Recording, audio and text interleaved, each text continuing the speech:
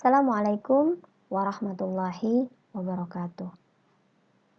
Alhamdulillah pada hari ini kita masih diberi kesehatan sehingga kita masih dapat melakukan pembelajaran walaupun tidak langsung bertatap muka, tapi ibu yakin anak-anak ibu masih tetap semangat dan jangan lupa tetap jaga kesehatan. Sebelum kita mulai pelajaran pada hari ini, marilah kita awali dengan berdoa. A'udzubillahi minasyaitonirrajim. Bismillahirrahmanirrahim. Raditu billahi rabba wa bil islami dina wa bi Muhammadin nabiyya wa rasulah. Rabbi zidni ilma warzuqni fahma wa amalan salihah. Amin ya rabbal alamin. Hari ini kita masuk ke pelajaran 5. Aku cinta Nabi dan Rasul. Yang pertama yaitu perbedaan Nabi dengan Rasul. Sebelumnya sudah kita pelajari pada saat pembahasan tentang beriman kepada Rasulullah. Hari ini kita mengulang kembali. Nabi itu apa? Nabi adalah orang yang menerima wahyu untuk dirinya sendiri. Sedangkan Rasul adalah orang yang menerima wahyu untuk dirinya sendiri dan memiliki kewajiban untuk menyampaikannya kepada orang banyak. Setiap nabi belum tentu rasul, tetapi setiap rasul sudah pasti nabi. Ya. Nabi Ayub termasuk salah satu rasul dari 25 orang rasul yang namanya disebutkan dalam Al-Quran. Jadi di dalam Al-Quran disebutkan bahwa ada 25 rasul.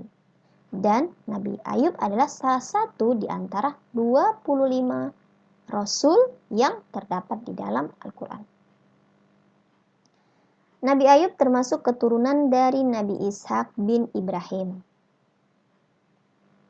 Berarti Ibrahim adalah ayah dari Nabi Ishak.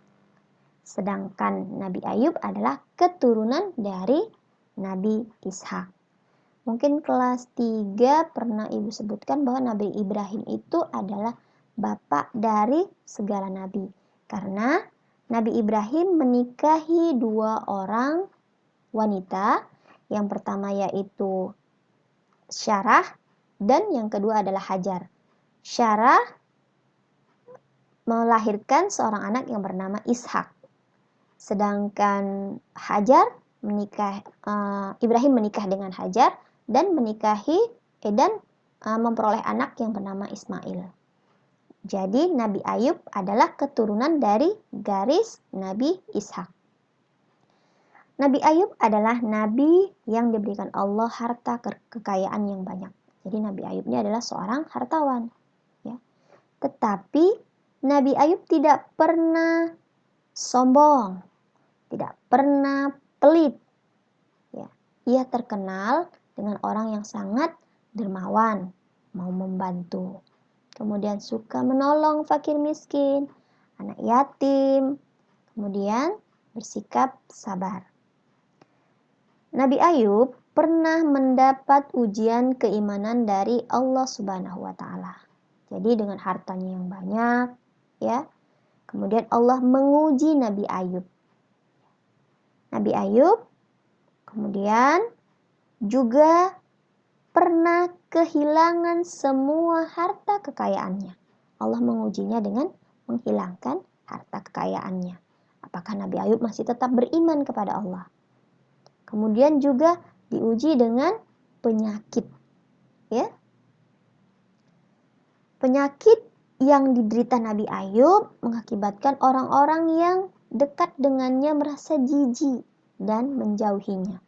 Bahkan Nabi Ayub diasingkan di tengah padang pasir dengan tujuan agar masyarakat atau orang-orang yang hidup pada masa Nabi Ayub tersebut, yang hidup di sekitar Nabi Ayub tidak tertular. Terus musibah pun datang silih berganti dengan menguji keimanan Nabi Ayub. Yang pertama hartanya habis, ya. Banyaknya binatang ternaknya habis, kemudian sawah-sawahnya cocok tanamannya, bercocok tanaman, habis ya, kekeringan, mati binatang ternaknya, kemudian ia terkena penyakit kulit ya, dan dijauhi dari masyarakat. Kemudian ditambah lagi ujian oleh Allah dengan meninggalkan putra-putrinya satu persatu meninggal dunia. Begitu banyak musibah yang dihadapi oleh Nabi Ayub. Tetapi beliau tetap sabar dan berbaik sangka terhadap Allah. Lebih hebatnya lagi, ia lebih meningkatkan keimanannya kepada Allah.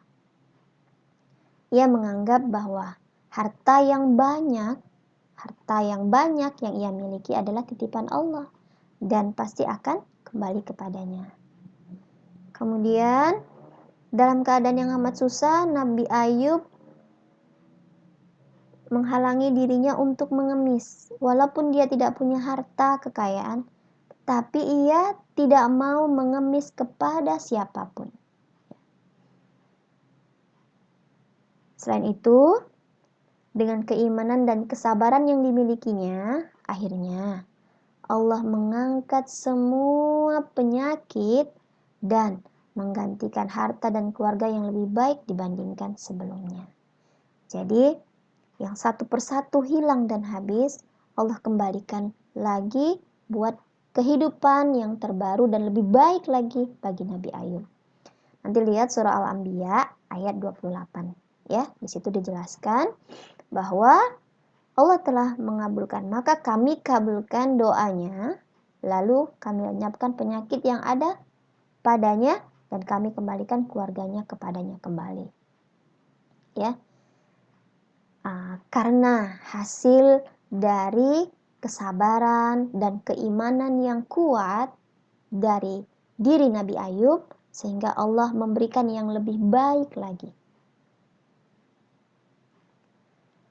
Kita masuk ke kisah keteladanan Nabi Musa. Ada yang pernah tahu nak kisah Nabi Musa? Ya, Nabi Musa termasuk salah satu dari Rasul Ulul Azmi. Rasul Ulul Azmi itu ada 5. Ya, ada 5. Ibu biasanya memberi gelar dengan mimin. Musa, Isa, Muhammad, Ibrahim, Nuh. Musa, Isa, Muhammad, Ibrahim, Nuh. Mimin ya, nanti kelas 5 kita akan mempelajari lebih lanjut. Apa itu Ulul Azmi? Ulul Azmi yaitu nabi yang memiliki keistimewaan dan kelebihan dalam menghadapi cobaan yang berat dalam berdakwah. Jadi salah satunya yaitu Nabi Musa. Nabi Musa lahir pada masa kekuasaan Raja Fir'aun ya, di Mesir. Raja Fir'aun adalah raja yang sangat berkuasa dan bersikap sombong serta menganggap dirinya sebagai Tuhan. Jadi Fir'aun menganggap bahwa dirinya Tuhan. Ya, jadi dia adalah raja yang sangat sombong. Raja Fir'aun mendapat usulan dari ahli nujumnya, peramalnya, ya, untuk membunuh semua bayi laki-laki dari Bani Israel pada masa itu, ya, yang kelak dianggap dapat membinasakan kekuasaannya. Jadi, ahli nujum tersebut meramalkan bahwa kelak nanti akan muncul seorang yang menggantikan Raja Fir'aun. Seorang laki-laki yang menggantikan Raja Fir'aun. Karena dia sangat sombong dan menganggap, Raja Fir'aun tadi menganggap dirinya sebagai Tuhan, tidak ada lagi yang dapat menggantikan kekuasaannya, maka setiap bayi laki-laki yang lahir dari ramalan yang dilakukan ahli nujum tersebut, maka ia membunuh. Setiap bayi laki-laki yang lahir dibunuh. Kemudian karena mendapat kabar perintah dari Raja Fir'aun tersebut, maka ibu Nabi Musa memasukkan Nabi Musa ke dalam peti dan menghanyutkannya ke sungai. Ya. Kemudian Nabi Musa kecil masih bayi, dimasukkan ke dalam peti dan menghanyutkan ke sungai Nil. Ya nak, ini sungai Nilnya. Ya. Kemudian ini piramid, ya, bangunan yang dibangun pada masa Raja Fir'aun. Karena kesombongannya, ia membuat bangunan ini sangat tinggi. Ya, karena dia menganggap agar dapat mengalahkan Tuhan. Ya, mengalahkan Tuhan. Dengan demikian, dengan membuat bangunan yang tinggi-tinggi dan semakin tinggi, ia dapat bertemu dengan Tuhan dan menganggap bahwa dirinya itu paling hebat. Ya, dan tidak ada yang dapat menggantikan dirinya. Iya. Kemudian Nabi Musa diselamatkan oleh istri Fir'aun. Karena Fir'aun tidak memiliki anak, maka Nabi Musa diselamatkan oleh istrinya, yaitu yang bernama Asia. Jikalau Allah berkehendak, tidak ada satupun skenario manusia yang dapat menggagalkannya. Tadi di awal dikatakan bahwa setiap bayi laki-laki yang lahir akan dibunuh. Tetapi karena Allah berkehendak lain, maka Nabi Musa, seorang laki-laki kecil, ya, dapat hidup atas kehendak Allah. Bahkan diselamatkan dan juga hidup di lingkungan Fir'aun, ya, kerajaan Fir'aun. Kemudian Nabi Musa pada saat itu, pada masa kecil, Nabi Musa, bayi kecil tadi, ia menangis dan dia hanya menyusui kepada ibunya sendiri. Ya, pada saat itu Yukabat, ibunya, yang sebagai ibu susu, ya, ibu yang menyusui Nabi Musa sendiri. Jadi Yukabatlah yang menyusui Nabi Musa sendiri. Karena menangis terus-terusan, kemudian Yukabatlah yang datang ke kerajaan. Kemudian karena batin dari seorang ibu dengan anak begitu dekat, maka Yukabat pun tinggal di lingkungan kerajaan. Karena begitu sayangnya Asia kepada Nabi Musa kecil, sehingga diizinkan Yukabat untuk tinggal di lingkungan kerajaan untuk menyusui dan mengurus merawat anaknya sendiri, Nabi Musa. Iya. Kemudian pada kisah lain, Nabi Musa suka menolong. Ketika Nabi Musa berada di negeri Madian, dia pernah membantu 2 orang wanita untuk mengambil air dan memberi minum kepada ternak mereka. Karena kekaguman terhadap perilaku yang dilakukan Nabi Musa begitu mulia, maka salah satu dari 2 wanita tersebut, ya, meminta kepada Nabi Syuaib, ayahnya. 2 orang wanita ini adalah anak Nabi Syuaib. Meminta Nabi Syuaib untuk dinikahkan kepada Nabi Musa. Ya.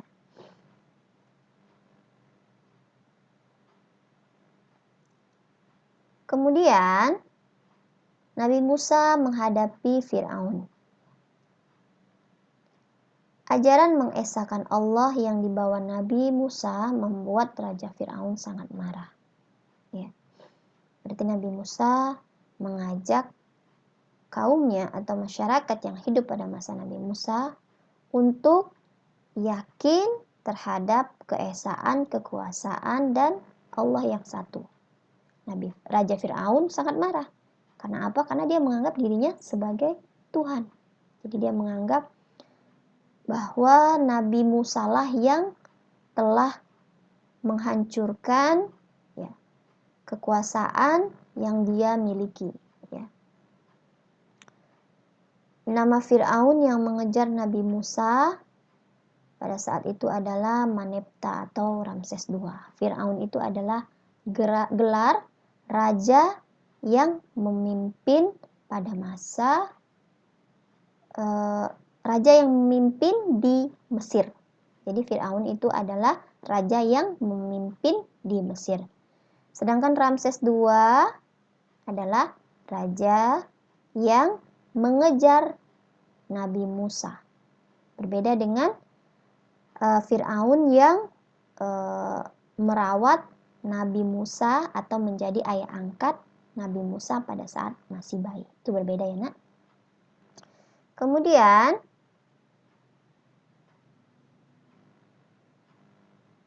suatu saat Nabi Musa pernah berhadapan dengan ahli nujum. Ya. Ahli nujum Raja Fir'aun. Dalam pertempuran yang disaksikan oleh masyarakat Mesir. Karena mukjizat, yaitu kelebihan yang dimiliki oleh Nabi Musa atas kehendak Allah sehingga dapat melemahkan lawannya, itu mukjizat ya. Mengubah tongkatnya yang tadinya ular besar tadi, kemudian diubah menjadi ular yang lebih besar dari ular yang dimiliki ahli nujum tersebut. Jadi ularnya Fir'aun tadi dapat dimakan oleh ular besar milik Fir'aun. Jadi ahli nujum itu ahli nujum tersebut ya mengeluarkan ular-ular yang dia miliki. Kemudian Nabi Musa atas mukjizat yang dia miliki karena kehendak Allah mengubah tongkatnya menjadi ular yang lebih besar dan memakan ular-ular sihir ahli nujum tersebut. Kemudian karena kemenangan yang selalu didapati oleh Nabi Musa, maka Fir'aun selalu melakukan penindasan terhadap Nabi Musa. Penindasan semakin keras dilakukan Fir'aun dan tentaranya kepada Nabi Musa dan para pengikutnya, kaum Bani Israel tadi. Nabi Musa membawa para pengikutnya keluar dari Mesir, ya, eksodus pindah, karena takut ditindas oleh Fir'aun. Nabi Musa dan pengikutnya terdesak sampai Laut Merah. Mereka keluar dari Mesir, tetapi terdesak di Laut Merah. Seolah-olah tidak ada jalan keluar untuk meloloskan diri dari kepungan Raja Fir'aun.